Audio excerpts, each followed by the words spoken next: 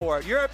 They said we're not going to make that mistake again. They gave it away in their opening game. Sure. And there we go, on the ban list. And we saw that FoFo certainly was willing to play it and do well on it. I want to see if Kha'Zix becomes a highly prized champion, because we've seen both Jankos and Karsa do exceptionally, and Jankos says, yeah, we're going to ban it. We have a different first pick in mind, and that won't be Xayah that's gone. Misfortune's off the table as well. See what it ends up being. Yep, these bans, all we've seen before, as starting to kind of solidify here, only 2 days in. But the Tahm Kench, we've also seen him rise in priority, but not quite all the way to first pick status yet. Yeah, but that was kind of the inkling as you start thinking about all the matchups and whatnot. If you're going to play a tank support, Tahm Kench tends to win the matchups, and he's resilient enough into the poke ones that he seems to do okay. There's so many things, because everyone always will point to, oh, he can take people out of CC. And yes, that is important, you know, in this meta and saving people from all the long-range poke.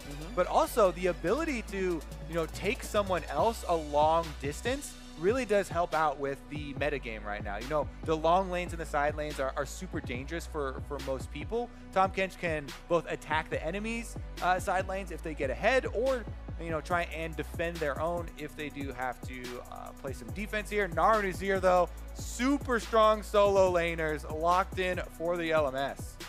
Comes through the case here, and yeah, scaling is in there. So FoFo, Zoe taken away, just grabs the Azir for himself, and certainly has been a strong champion. We'll see what he goes for, because I think there's definitely a lot of variability allowed in Azir builds. Because of mana flow ban, you don't have to go Merlinomicon early on. You can go Nashor's Tooth, where you go for the double pen build. We've seen almost everyone go Legend Alacrity in the secondary, but I think there's options there as well. Boom!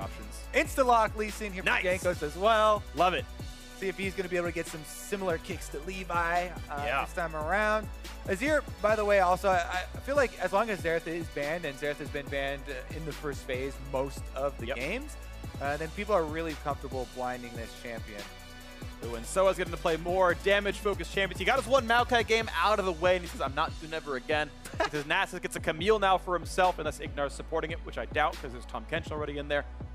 So Camille for sOAZ gets to go play some dynamic League of Legends and battle Ziv up in that top lane. I really do enjoy it into Gnar as well. She gets to choose her timing here, you know, trying to land that stun in the mini form, knock him out of hops and stuff.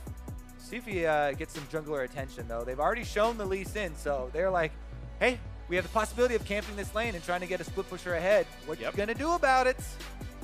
Don't know what they're gonna do just yet, but also Europe right now lacking in magic damage, so we'll see if LMS can pinch the mid lane pool in any meaningful way at all, or if they look at what kind of marksman Rekkles plays down there, as the bans have yet to really come through. LMS to make the first choice, and they are going to get rid of Orianna away from PowerOfEvil, continuing that target ban at his pool. Yeah, you know, Malzahar, Lux, Talia, all these things are still floating around.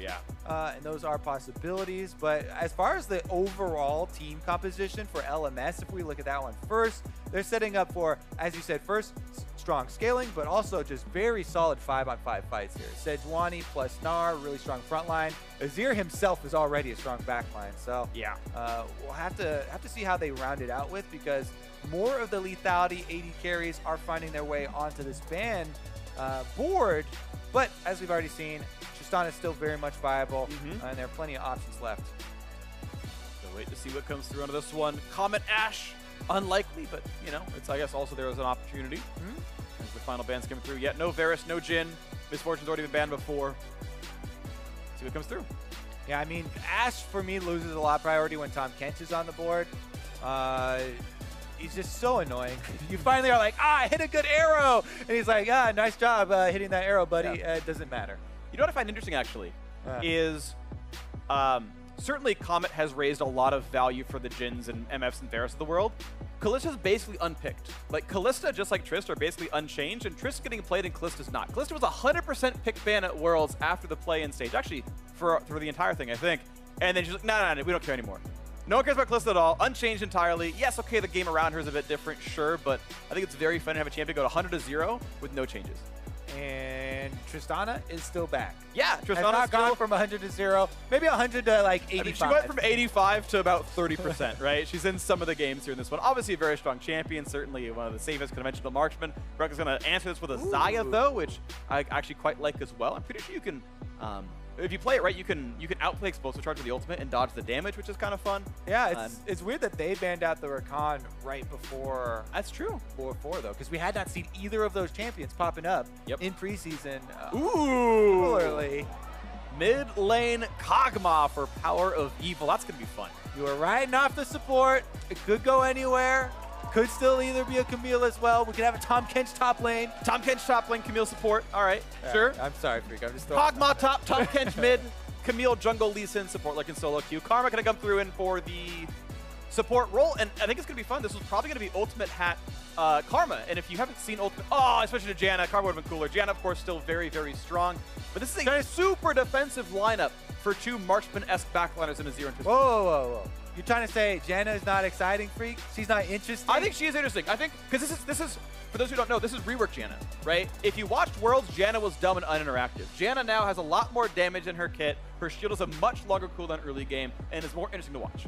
And let me just emphasize that, because you hit the tip of the iceberg here, and the Aerie, we are also still pre-nerf Aerie here, aren't we? No, this is normal Aerie.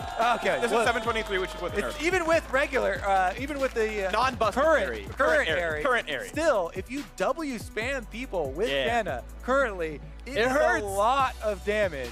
And we'll see if they're able to get that bully lane off the table here, because Tristana, as we said already, can go for those all-ins. All right, post-mini rework Janna, lots more move speed on her own kit. And yeah, W is a big source of power of the champion. See how it goes up against Xayah, Tahm, Kench in the bot lane.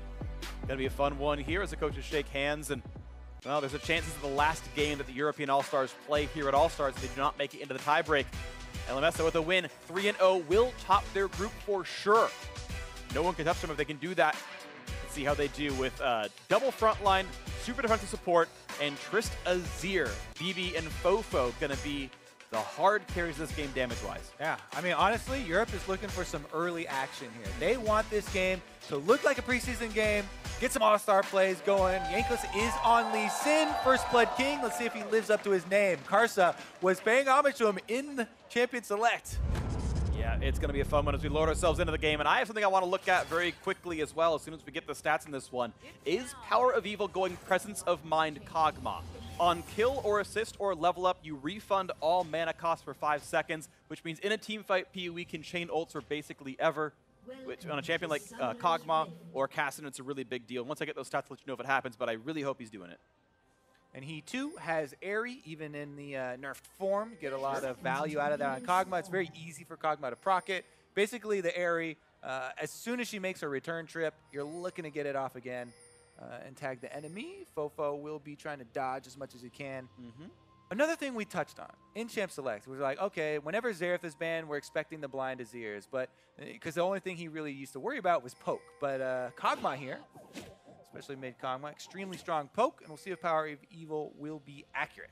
And he is going Presence of Mind in there. We got the stats in, so that's awesome. Marksman Precision Secondary, Presence of Mind, coup de grace. He can snipe things out, and he can just start snowballing in a team fight. And yeah, playing another sort of secondary poke champion in the role. Rekkles running Fleet Footwork on Xayah to have the match a bit better, getting the reworked Warlords. Quick stun now on a Ziv at the top lane. Q's gonna land! And they force a 1 minute, 25-second flash out of Ziv in the top lane. Oh, you said they were looking for early action, buddy. Yeah, and they got some early action. Now they're going to go with the red buff start. Steal this one away as well. Look like they're trying to get some room for Camille to work with on the top side. And BeBe is running Ravenous Hunter on Tristana, by the way, which certainly, yes, affects her E active and passive, but again, affects static shiv. So as soon as you get to BS for a static shiv, if you crit a mini wave, you'll get a couple hundred health back on that. And feels pretty good. So a way to get some sustain in Tristana, even in a slightly weird way. As PoE is pushed in right now by FoFo. I actually kind of would have liked to see PoE go, even though he's playing AP Kog'Maw, Legend Alacrity as a secondary. So that he just has the W fallback pattern and the 18% attack speed from stacking that up instead of going coup de grace for the damage to low health targets. I think it's a nice, like, extra team fight piece. Ooh, I mean, it is nice, you know, to have that little bit of attack speed, but it's really hard to argue with actually being able to kill someone with your last shot. You know, you're right. He is artillery. You're looking to find those last hits. We saw him on Xerath earlier in our first game. He was good. Sniping everybody with last hits there. So you could definitely follow the logic. Yeah. I don't think it's wrong. I just think it's I think I would like to see if mid Kog'Maw becomes more popular, that differentiation, people trying both sides. Side note, I'm just glad that Phreak doesn't get everything that he wants because he wants some nutty things. Here we go. Oh, he's going to be getting pushed back. Jankos wants first blood in the top lane, nearly got it there. Ziv flashless, he can use TP to get back to lane. And Karsa's going to try to hold the lane up. Jankos spots someone. Give me that crud, boy. Gets one. Okay. Gives the rest over. He got 10 gold out of it. Well, they both have smite. This is going to be fun. Here we go. I mean, this is fun to watch, but really what was important there is the minions denied on top side.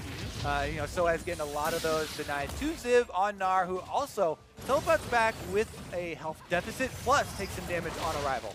I think it's funny that sOAZ is going Comet Camille, by the way, because all of the spells that deal damage, which is the W and E, both crowd control, as long as you can see outside the W. So it does hit confirm Comet. It's interesting to see. Yeah, it is interesting. I also had that moment when I was looking it up on Stats website here to see what the highest win rate is. And it actually is Comet? It actually was Comet. I was like, wow, funny how that works. I guess it does count with, with the slow. Makes sense. Any slow basically guarantees you laning power if you have Comet, right? Yep. Because you cannot dodge that extra damage. And he's going to find a lot of success so far. All right. Now, though, with all that topside focus, Jankos actually is still able to return down to his bottom side and pick up a very late blue buff. This is going to stagger his, red buff. Excuse me. It is going to stagger his red buff spawns. And we'll see if he's actually able to make use of this one because Karsa is looking around mid lane. Oh, he's looking for PowerOfEvil. Just barely out of fog, but now gets spotted by Jankos, who snags the ward for 1 gold. Ward hops in for a bit of damage to Karsa, but actually hits E2 before the Frost Armor breaks and doesn't land the slow. Meanwhile, we had a little bit of a roam as well from IgNar. He was looking to make that play happen. They really are kind of taking Jankos' lead on this one. Everywhere he's looking to exert pressure, the laners are capitalizing. That was slick. Lands the root on a BeBe. Nicely done, juicing to the side. Gets a good bit of damage there. Yeah, Rekkles and IgNar feeling pretty confident here in this lane. Another bit of harassment comes out. So it looks like Tahm Kench harassment even taking priority there. Here comes back into this one is mid lane trading back and forth. Right now a 10 farm lead for FoFo, doing quite well against PowerOfEvil despite really no actual jungle pressure in this lane. So great early lane lead to Azir. Typically you wouldn't consider the Kog the counter in lane, but in overall game pattern, you should expect the artillery to eventually be hard for Azir to deal with. Exactly. We're going to look to later in the game when the range advantage and the chunk you can take out of Azir dissuades him from entering skirmishes, dissuades him from having that map pressure because poke is so annoying to this champion and have no way of regenerating. Spell Vamp doesn't really exist that much anymore in the game, and sustain is really hard for him to find. It's funny because you're right that there's no runes and you have to go Gunblade, which is weird, but you do have everyone always can go Ravenous Hunter if they want to. Everyone has the option of going for that path. I'm not saying it's optimal, but it's always fun to see who does make those choices, and I think over time you'll see that differentiation happen a bit more. People opting into Spell Vamp if they need it for the matchup, Haste of Blood. Domination actually has just 2 sustain options in its secondary path at all times, and I think that's kind of interesting sometimes. So. Right now, 100 gold lead to the LMS. Karsa not on quite the aggro jungler here on the Sejuani, but certainly can have an impact in the game. Top lane still being pushed in. sOAZ has once again shoved Ziv under his turret.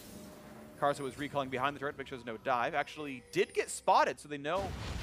Oh, Jankos gonna stop the recall, goes for damage, and forcing the flash out. sOAZ trading his flash with Karsa's here. Yeah, quick trigger finger there. I did a quick check for you to look at the secondaries, and he did go with the offensive secondaries, but he went cheap shot and zombie ward. So yeah, definitely could have easily, without too much of a sidestep there, gone for it. Ziv, though, now is the target. Yeah, gets his own flash gone right as the ulti times out. That was slick by sOAZ. He ulted to dodge the Mega Gnar. Gnar, it's called, actually, which makes it awkward, but did get away from the ultimate with his own ult. That was nice.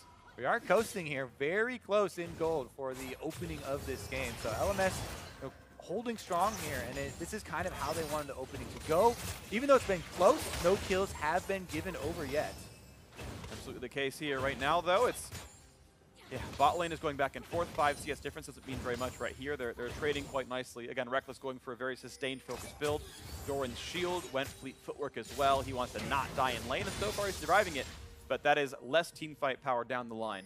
It's interesting because I was just talking to Rekkles yesterday. We had him on the analyst desk for a little bit, and this was one of the topics that we were able to, you know, bring up with him. And he was talking about how a lot of things people shunned at the very beginning of preseason because they're excited to try the new stuff still hold value. Right. And it's a lot of the points you're talking about, even though on live, 3D footwork is much better. He said that it's still valuable in these cases where you're really relying on sustain. You know, that is still the source, even though it's, you know, not as quite as strong as live. Actually, we might have a dive here, so let's talk about sOAZ. sOAZ, no summoners, no ultimate, not any way out at all. First blood comes through for the LMS, courtesy of Karsa. Bottom side, they're looking to answer. Jankos. BeBe not going to get rooted up. Nice ulti, gets in the way as well. The flash out from BeBe makes sure there's no kickback to be had. Jankos flashed it and nothing. SwordArt with the D9 here, and LMS are on the board. They got the first blood kill. Plus, that's going to allow Ziv to continue pushing. And the worst news of all, sOAZ teleport not quite back up yet. I guess it's not the worst news because, what is that, a few more seconds left on the cooldown. Yeah. And after he revives, he should be able to get up there. Yeah, he's walking halfway. He'll be okay, but yeah, he misses one wave for that one. IgNar losing the recall as well. Nice little play by SwordArt, lands the tornado. All right, so the cooldown was desynced just enough that he's walking back the lane instead. So it will be interesting to see if he decides to use that teleport on bottom side as Tahm. Oh, they're actually going to do it. They're bringing in the Lee Sin. Here comes the TP in for Ziv. sOAZ not going to join just yet. And there's the ulti in. They're going to look for BeBe, but he's got a lot of teammates around, so sOAZ doesn't have the damage. IgNar, got to be careful this one as they push him away. Here, though. 5 European members on bot side. Do they have the action? Looks like no. Karsa is walking in to make sure it's all safe, and no kills to be had for that double TP. Everybody draws out the guns. Yep. And it's a standoff. Slowly, and they walk away. All right, bottom lane is the safe zone right now. Yep. A couple of flesh wounds, no kills, though. Back to the hospital they go. Not a big problem. Their health insurance is good. We're playing in Canada. It's all right. 900 gold lead. LMS. Ziv getting more alacrity. Man, I'm the bottom laner now here. Yeah. I was a marksman. Now I'm a tank. I'm both. Going to be able to get a decent amount of the last hits, but Rekkles going to push him off eventually. They are committing to this swap, though, as BeBe and SwordArt are on the top side. Tristana, you're always going to talk about BF Sword swaps, right? She's going to be able to power through the turret. Let's see if Ziv and Karsa would be able to defend this one, because there is a little bit of a jump start for Europe here. So sOAZ has actually stayed down there, so they're trying to push for some first turret bonus gold and take advantage. Jankos back here again. No ulti for a few more seconds. Not going to have her for this fight. Scars moves spots him, and look at this. So much damage to the top lane. BeBe likely to get first turret now in this one. 11 minutes in. Yeah. Pays off here. Tristana in the swap. BF Sword and Berserker Greaves. Perfect for turret killing. Oh, yeah. Janna Shield even helps out a lot, and they're able to capitalize. Let's see what Jankos is going to get a piece of. Not too much. He breaks the passive off and puts that destruction cooldown, and they will trade turrets, but first turret gold, of course, had already gone over. Now looking for the chase down into Ziv. Gets decent damage here, but it's going to be IgNar soon. Has ulti available. Respect has to be given over. A dodge out from Rekkles. He actually had the ulti to not be stunned up, and look at this coming out of PowerOfEvil as well. The snipe's coming in, pushing Karsa away, but this means BeBe has continued to be untouched. No one's getting this far, but he's getting a lot of damage in this turret. That Tristana dream life. Pushing the side wave, getting all the 1v0. Taking down turrets left and right. They even sent SwordArt back. He was able to make sure nobody else was going to need any sort of assistance there. And the LMS actually starting out so strong with the 2-0 and also continuing here into day number 2 looking strong. With a fairly sizable lead here over Europe. And BeBe actually giving respect that more members could be coming. In fact, it was only Rekkles, which means BeBe was safe to stay and get the kill on top lane 2-2 turret.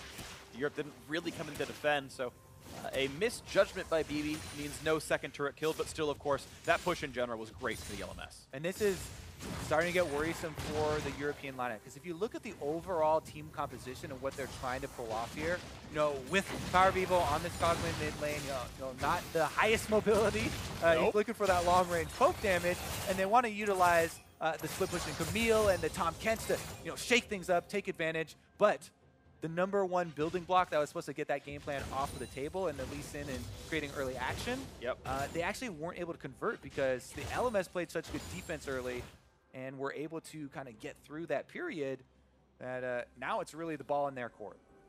Well, let's see if they can do anything with this one as the LMS with more kind of gold lead with that first turret gold helping that. Going to keep their pressure going around the map. They've got decent engaged tools when Mega Gnar pops up and when Karsa's got his ultimate, which is not just yet, but soon. They can look for that next little pick and find something else to kill. Nashor's Tooth done for FoFo here in the mid lane on the Azir. And Rift Herald on their sights, but they're going to walk by it for now. But they're all spotted by a ward, meaning this isn't easy to do much anything. Yep, Scuttle Crab taken up. They can just head back down. You know, right now, LMS don't have to give up any objectives. So they're securing vision first. Now, congregating around this mid turret. Wave go to PowerOfEvil. The tornado comes in, almost zones them out. The turret stays at above half HP, so a half decent defense for the European LCS. sOAZ actually still splitting in the bot lane. He's getting some unanswered farm for a short time. Karsa looking at a blue buff steal here for himself, saving the stun for some burst. Jankos wants in, but he's got to respect everyone else being around, and decent enough, Karsa secures that blue steal. Yeah, slowly but surely here. LMS, the war machine kind of rolling forward. Then, but SwordArt is here, and suddenly he's got to run away from this one. No knock-up here from Tornado, but he brings in some teammates on the other side of the map. Here comes the dunk in, and Ziv does not have a way out. A 3v1, no fair, he cries, but he falls. 1 kill for Europe. There we go, and Jankos is on the run! And he might just die. Ward hop to the satchel. Beautiful out of Jankos. Keeps himself alive, but now he's got no way out. Looks for Karsa, can't make it happen. SwordArt securing his own kill. Got to take a little look around the Wolf Pits. Currently, though, BeBe going to push in, and they should be able to take up this objective. Right before that, though, we may get a replay of the bottom side. We were just mentioning Camille split pushing, using the Tahm Kench ultimate to try and take advantage and create an explosive play. That was accomplished on the bottom side of the map, even though we had this kind of skirmisher around mid lane, and Jankos did end up going down. Yeah. Europe were finally able to get play for themselves. There we go, and we are going to get the replay. Here it goes. sOAZ with the Camille, jumps in, close the distance, and IgNar and Rekkles arrive to just make sure they get the job done. Yeah, got it pretty cleanly enough. We have to chase it on Jankos, who almost made this amazing. If he'd ward hopped a bit more to the right instead of going over the wall, just went kind of down towards the lane, he would have been fine. Or if only Lee Sin had 5 jumps in his kick. If only the game were different, yeah, things would have been differently. That's a fair point, Kobe. Either way, Jankos, sadly, 0-1-0, not having the impact he maybe wanted here in this. Still a reasonably close game. Teams only about 2,000 apart. So once again, on the split push game, he's got that 5-minute lead. Trinity Force not far from being done, actually. Only needs about 700 gold till he's got it. And that'll be an incredibly important power spike for him. Definitely true. Meanwhile, though, Ziv's stacking up pretty nicely himself. Not going to be a pushover in the side lane, as he is working towards the Black Cleaver. Should be able to complete it around the same time. And he already does have a bit of armor for himself. You can see sOAZ definitely respects the Gnar coming to lane, though does get a cheeky little Comet proc in. There we go. Damage on the mountain Phreak should be pretty easy to secure here, as there's not enough lane pressure anywhere else. Mid lane coming back to equal, and bot lane actually was pushed in first by Ziv a little bit. First strike of the game goes to the LMS mountain for them. Ironically, not in this game. Ziv's jungler, but it's Karsa instead. Yeah. Ziv hoping maybe he has a jungler, as sOAZ does some good damage to him, but here comes Karsa. He's got a jungler. Oh, a nice juke to the side. Gets away from the Glacial Prison by a lot. Jumps with the ultimate. Karsa under the turret. Has the stun. Has the damage. One more shot. Oh, he does go down. IgNar can't save him in time. But Karsa's on the wrong side of the map now. Is there reinforcements coming at all? Nice little tongue lash. He's IgNar hungry. wants something, but Ziv is here to slow him down with the boomerang toss. And the Q might not be enough. Jankos coming. Wants to get the play. IgNar, can you come back so I can jump to you? Doesn't matter. Karsa gets away with it. Nicely done to the LMS. Ziv keeps throwing the boomerang at him. He's like, hey, dude, put away that silverware. Nobody's going to get anything tonight. Stay hungry. Stay humble. LMS making sure they all stay okay in the mid lane. Stay free, boys. 3 kills here for the LMS. Kind of nursing their lead at the moment, and it is looking good for them. What a tournament they have had. My goodness. Especially this guy FoFo here. This is one we wanted to see on the international stage for a while now, and he finally gets his chance. See if the Azir can make some big plays for them as we move forward into this game, because it's really starting to power up. Still, though, we're going to talk about the side lanes here as sOAZ went in for that trade. As you said, junglers. the great equalizer. Even if you have the zoning Sejuani ultimate there, they're able to pull it off. And it's interesting here because Ziv goes to make sure that Karsa gets the alone time and will get that 1v1 kill. But IgNar flashes right over it. He tries to get in there. As he said, it's not in time for the save, but it was almost in time to try and get the answer kill if it wasn't for Ziv once again playing some defensive peel there for his jungler and allowing him to get out. It was dangerously close right there. I mean, seconds, fractions of a second away from him surviving on this one, but it's the way it went down. The LMS can continue to enjoy their 2.4 thousand gold lead here as they keep the pressure on, hoping to make it a 3-0 run in the group stage, especially after the rather disappointing performance from all the LMS teams at Worlds. I mean, you had just some of the most unlikely results, but they were all bad for the LMS, really. Now looking for maybe a little something to come through in this one as Jankos gets away from the house toss and Ziv is just fine.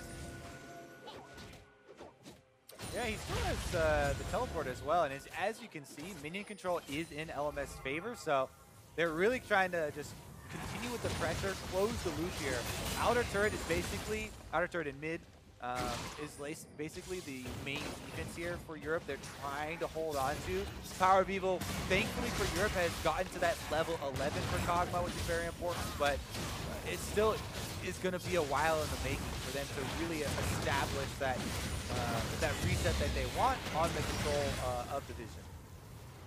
We can come up next as FoFo leading the charge back to the mid lane, and the LMS secure more and more objectives. We'll see if they park the Rift Herald like Jankos did in the previous game today, or if they got another plan with it. A lot of people unaware that you could do that before, but you have to be careful when you spawn it, by the way. I messed up trying to spawn it in there. I believe it. A couple of times. It's hard to get her to her new home behind the Krugs, but it opens up a lot of interesting strategies. Because as funny as it is, it actually could be a very viable strategy. We mentioned, you can put pressure bottom lane, if you are the blue side and try and do some sort of Baron shenanigans, but it also has very important BM ramifications. You can hold her till the end of the game to get her to dance Herald to win the game. Nexus. So beautiful. The options are limitless. That's amazing.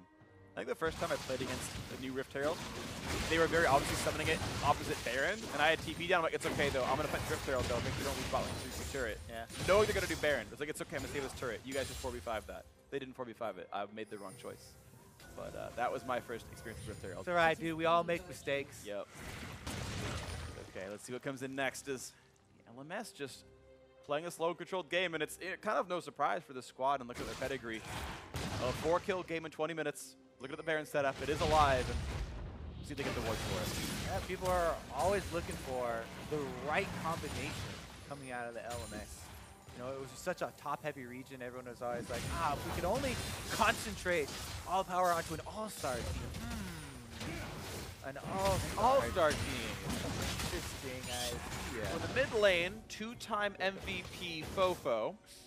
Karsa, the best jungler of all time to come out of that region. Okay, that sounds good. BeBe, he won a world championship. That seems like a pretty good idea. And seems pretty well. You can see Rift Herald in her natural habitat. The mid lane, chomping on her natural predator prey. Turret? Yeah, the turret, mid lane outer.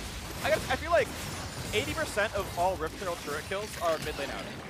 Yeah, I would also say like 90% of Rift Herald turret kills like that are suicide missions. She gets taken down right after. Immediately.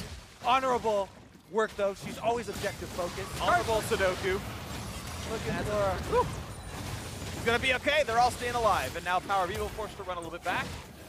It's gonna be fun though. But still, these turrets continue to add up. LMS with a not too flashy, but still very useful kill on that top lane, or sorry, mid lane outer. Of course, top lane 2-2's already gone thanks to BeBe's efforts earlier on in the game. Now sOAZ wants to tower dive Ziv, but gets chunked a bit low. Now at half HP, he's actually running absolute focus. The stats when you're almost full HP, and that's kind of been disabled now. Jankos kicking back the other jungler, gonna ward off back to safety. As they just trade some damage, and Europe runs away. Yeah, Europe, they still need to go ahead full steam with this split push strategy here, with sOAZ on the Camille. Trying to create that pressure and looking to pick people off. IgNar and Tahm Kench has been extremely good in pulling off the plays they're looking for out of him. It's just a problem of the LMS squad is such a stable lineup here with the double front line and the super protected back line if you look at backlines and you're like, okay, people who can peel for themselves and scale great to late game, those are the two primary champions you look at. Azir and Tristana can both protect themselves, but on top of it, they've got Janna and an insane frontline. It's like, this is the most stable 5-on-5 you can almost assemble in the current meta. So LMS is basically this grind squad that can move around, and if they assemble all parts, very hard to crack into the middle. You know, I'm kind of sad that we use Voltron and not like the Megazord, because I grew up on Power Rangers and that was like the reference to me, but it was always Voltron, which I never watched. Yeah. Same for me, actually. I had the Power Rangers lunchbox. I was all in there for the Red Ranger. Okay. By the way. What was your favorite? Definitely the Pink Ranger. Good answer. I'll be honest about that one. That was definitely my jam. Good answer. I had the TV guide with the Power Rangers on it. That was good. Kept that one for a while. Meanwhile, we've got the guide as far as the standard standard item builds here for LMS as well. Yeah. Not only do they have the 5-on-5 super strong team comp, but crit coming in here from Tristana. Tank items coming in from the jungler. Sejuani has crit reduction already, and there's not even an Infinity Edge on Rekkles, so Karsa's going to be extremely tanky, difficult to take him down, and he'll be right on the front line. So LMS coming through with the objective focus now, even with Scuttle Crab taking over around Baron. One thing I'm a little surprised by, although I think it's interesting, it's still good, is SwordArt.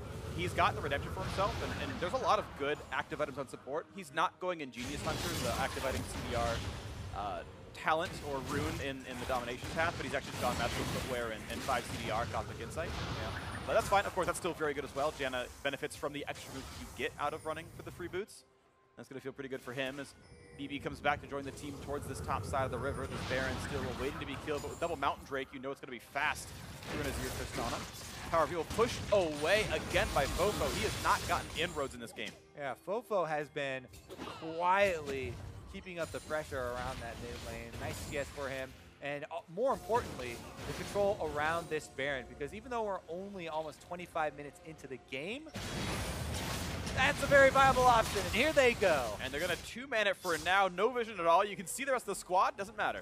Double Mountain Drake with an Azir DPS. I was like, oh, okay, they were on it. Okay, it's fine. It's good. Yeah. They walked away. It's cool. Throw 2 members at that sucker, and you really have to respect it. Europe, though, got their wits about them. They know that with 2 mountains, this is definitely going to be a pain point for them. sOAZ also feeling the pain now. And he has to flash away from Ziv, can no longer handle the 1v1. He can counterpick it too. He's got no way out. 2 more attacks will do him in, but only one lands the boomerang from Fog of War. Ziv no scopes him for the solo kill. Ziv has been the all-star top laner for the LMS for so long. He's able to take down sOAZ here in that split push game. Split push, by the way, is the hope for Europe. So that one kind of being dashed here. Now it's just up to the LMS. They have so much control of this game. Group up. They can try and bait around Baron. They can even wait for the minion wave to get down to that bottom turret. Ziv could knock over the last outer turret for themselves, and they're doing both at once. And they're going to go for this one pretty easily. Who's going to stop them? Europe's going to try, but can they even show up in time? Redemption make sure they have the health, and look at that. Baron secured cleanly by the LMS All-Stars. And here comes Ziv around the wings as well. IgNar going to be slowed. PowerOfEvil going to get chomped up. The flash over the wall to get away from the Sejuani. So nicely played by IgNar. PoE comes back in for a bit of poke, but lands none of it. LMS clean on the execution here. All right. Checkbox number 2 done here for the LMS. Now that they have Baron, they can press really deeply into European territory. We want that fight again. Yeah, Ziv has to throw some out now, and as soon as sOAZ misses the stun, he is actually just dead immediately. Yeah, because no way out. He's slowed on arrival there. Ziv immediately, really nice boomerang. He threw it along the trajectory, the only trajectory from the point that sOAZ chose to go to on that wall. You can see the immediate boomerang comes out. So really intelligent there from Ziv. You can, once you're locked into that animation, unless he's going to jump somewhere else, in which case you're not in danger, you throw your boomerang right along that straight line. And you can see it turns out so well for him. Chases down the kill, spends his flash, and is able to right the ship here for LMS. Ooh, look at the play. They do pull in FoFo. The cage stays alive, but the rest of the squad's coming. Karsa actually chasing away sOAZ in this one at half HP on Camille. And no tank stats to his name really at all. Has to just run away from this one. The LMS just stifling every attempt at aggression from the European squad. just so cold and calculated here. They're steamrolling ahead. Absolute control here for the LMS. They can get another turret, probably 2 more turrets before they even have to back off and grab the Infernal Drake, if they even have to give up. They're on their way to a 3-0 run through the group stage. The LMS hoping to take the #1 spot with this win for sure. Europe are do the best they can. The lead 6,000 is quite large. It's not insurmountable, but it's difficult. Another stun's going to land. This is short work for sOAZ. One more shot. I'll do him in FoFo. Grabbing his first kill of the game and walks away, staying alive. Thanks to a shield from SwordArt. As mid lane tier 2 falls, making it 6-1 in turret, 6-1 in kills as well. Not a lot left for the European LCS to do here. They'll need to attack whatever they can. The pushback's not going to happen. Ziv does not quite reach IgNar there, but he tried. Yeah, it's just up to Kog'Maw puking his little guts out here. How much damage can he get out? Enough for 5 people? Not enough. No, they're just a bit of a chance here. This one is an X turret. Has already fallen. The inhibitor going to drop as well. 7-1 in turrets. The LMS going to get a clean reset here. Yeah, actually, they don't even have enough threat on Europe to force LMS to take the Infernal Drake first. They can back with their Baron and Power recalls and get to the Infernal before Europe could even get there and steal it. So looks like they'll be able to get everything that they wanted out of this one. Here's another look at sOAZ going in onto Karsa, the tank, who immediately turns around, slaps him up, and 2 kills very quickly over to the LMS carries. Just dying kind of in the sights of everyone else there. Tried to help and just did not matter. So Infernal can be picked up pretty cleanly now. LMS just adding more Pokemon to their collection, and they are actually just so eerily close to a perfect game. Only 1 turret, only 1 kill. This is very little they've given away in this game, and they have certainly looked like the best team so far at this tournament, I would say. I mean, they beat Korea really cleanly. The European game here is probably about as convincing, to be honest. Decidedly so. Here we go. BeBe jumps in on sOAZ. And BeBe just blasts him in the one-on-one. It's not even close anymore. Oh, this is horrible. And I just feel bad for sOAZ now. 0-5-1. Can't even fight the bot laner. Yeah, it feels bad when the Tristana is jumping into your cage here and wants to 1v1 you.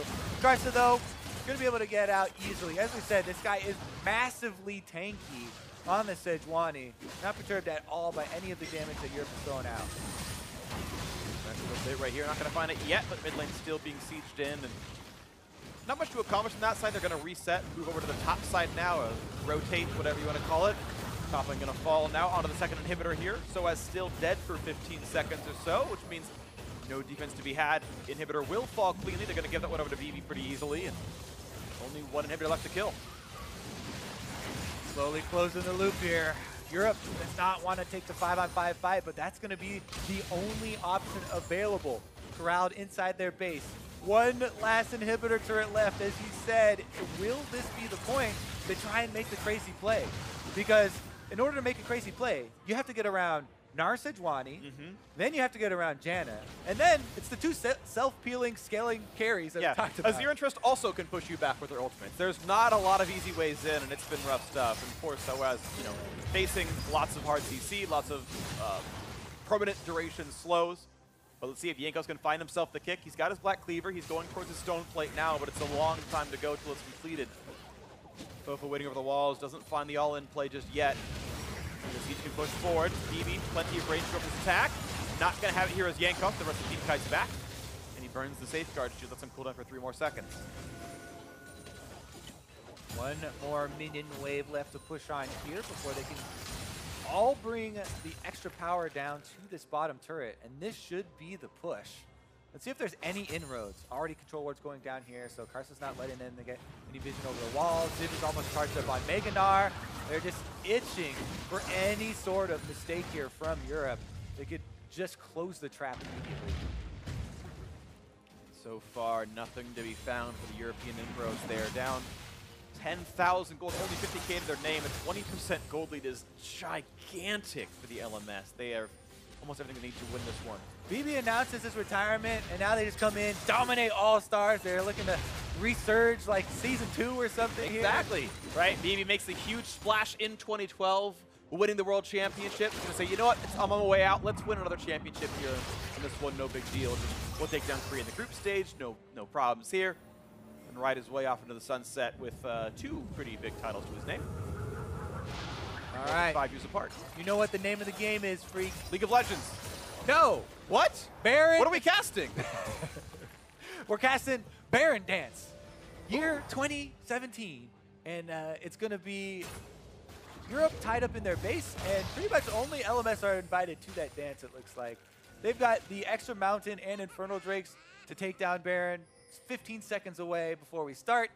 And we'll see if Europe even wants to go play. That's a really long name for a dance, Kobe. I can't remember that all. All right, it was a pretty bad name. Jankos, though, gets the kick onto the back line, but does it matter? No, none of the damage lands. Karsa still has the Frost Armor available. The Flash 4, they're going to get the stun. PoE cleanses, gets away from this one, but the re-engage is there. Does it have the damage? No!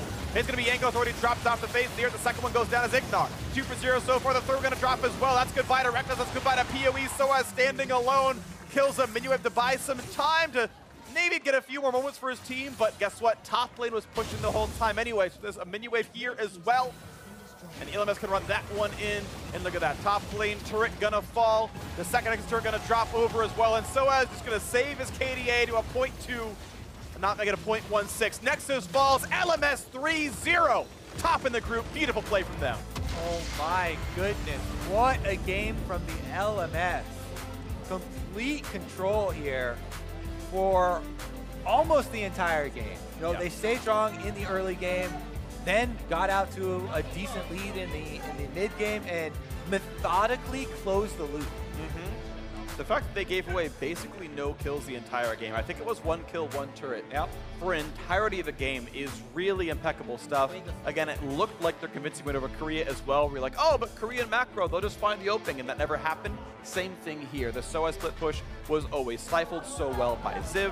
Karsa, when he went for the plays, they always seemed to work. FoFo was on point on the Azir as well, bringing in that one, and it's him bringing in 2 somewhat new champions. Azir was not in the game for the entire year up until very recently. Zoe literally wasn't until very recently, and looked very good on some newer looks for him. The 2-time MVP, the All-Star here, making a lot of good things happen. So the European LCS, they are now Turkey's biggest fans. If Turkey somehow upsets Korea in their final game, 3-way tie for second. Otherwise, Europe's out. Everybody's looking at those ties too. They're pretty juicy. Settled by some 1v1 shootouts. Could be exciting if some craziness does happen, but the end of the story is LMS are the team to beat here at All-Stars 2017. They have absolutely shown up as the strongest team, and everybody's going to have their eyes on them looking towards the group stage. Congratulations to them. They're the first ones to move on. They are the first ones to move on. And speaking of people to have their eyes on, I see you guys in the crowd with the Zoe is fun and balanced signs. Shout out you guys. I agree, she is both fun and fun. Not so sure about the last word out there, but shout out to these guys. And either way, I mean, it's been a great tournament, so the LMS can now look back and say, okay, we know SwordArt made his way through. FoFo already lost, sadly, to Bjergsen, I believe, in the first round, unless I have my names backwards. But yeah, so FoFo's out of the 1v1s. SwordArt is going to play today. He's still in. That'll be fun. And of course, the LMS we know are into the top 4 of the 5-on-5 Semis Rift as well. And I mean, this team does look sharp. Whoever they will end up playing in their first run at the other side of the bracket, whether China drops down or NA makes it in or SEA makes it up by winning their last match, any of those can happen. And, curious to see how they can start doing in best of 3s and best of 5s at the end. Yeah, and I'm curious to see if teams can push the pace against them. Like, if you're going to go with such a solid team comp that we're talking about where, late game they've got this front line, they have super reliable carries and lots of disengage and stuff. Is there a team that's going to be able to actually get the early game off the ground where everyone's like, oh, preseason's so crazy, so much damage flying around. Can you convert that? Can you push out a lead?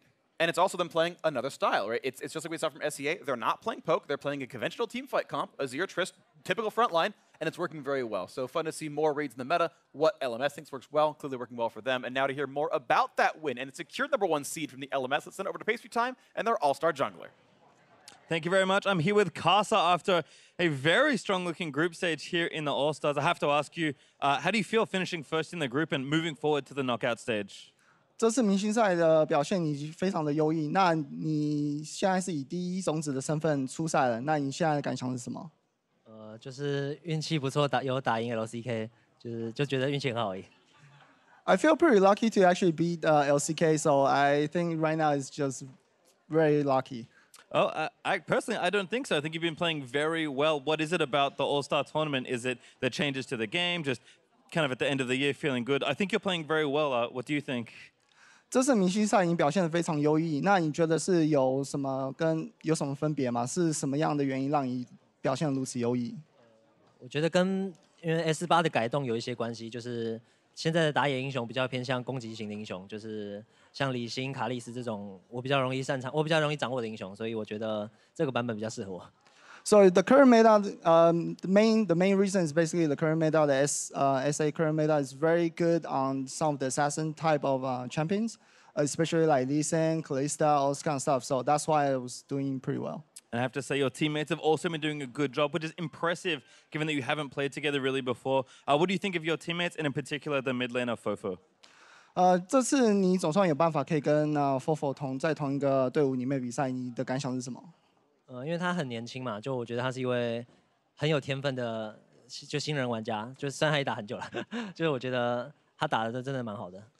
He's a very young player right now. He's very talented, full of potential. So he's been played very well. Well, it's certainly been looking good. Thank you very much, Karsa, and good luck in the semifinals. We are going to hit it back to the analyst desk, though, to get their thoughts. Thank you very much, Pastry Time. A dream meta for a player like Karsa out of the jungle, though funnily enough, getting their third victory here in the group stage on Sejuani this time around. So a slightly tankier choice for him here, but topping the group, the LMS squad. I mean, he's been having an amazing tournament, and the LMS as a whole has looked so good. And although people still have memories of Karsa and Maple and these guys kind of smashing in the past, it's been a while, really, since the LMS has looked this dominant. And despite the fact that it is All-Stars, despite the fact that it is kind of more for fun, it's a really good showing from them. And it was a very methodical win for the LMS, but to me, it really completes the picture for them because it was very different from the other games they played. Like you say, the Sejuani already represents a different type of team comp. This is very late game scaling team fight comp coming through from the LMS. So not the same way they found a victory most famously in that game against the LCK. And yet, there was never really any doubt in the result after a couple of early ganks and after they got ahead in the early game with the scaling advantage. Yeah, the fact that they had the Azir, the Sejuani, the Tristana, alongside a Janna, it looked like right from the get-go in the draft that Europe really didn't have a whole lot of win conditions. They'd have to win a split push, have the Kog'Maw, maybe get to level 16, but there's just so much scaling here for the LMS, and they were able to play that slower game and not allow Jankos to affect the lanes. And honestly, when you draft yourself into a comp that like doesn't have a lot of win conditions, you kind of just have to say, well, it's probably just a bad draft, right? Like when the way you talk about them winning, is the split push. When you talk about Lee Sin maybe snowballing the game early, well, it's a couple minutes into the game. The Sejuani just got first blood. Is already a level up. Is already gold up on this Lee Sin, and now the Lee Sin never gets to be as effective for the rest of the game. And it felt very early on like they were already out of it because of the picks and because of the fact that they weren't very effective in the early stages. It felt scattered because the Kog'Maw is artillery. Usually you think, okay, strong front line in front of the Kog'Maw wasn't there, so they needed to get a big split push happening. But of course, if the split push is happening, if all the gold is on the top lane of the Camille popping off, the Kog'Maw's probably going to be pretty isolated and probably going to be popping off. No, well. What are popping though? We're still talking about ifs. Yeah, a lot of ifs had to come together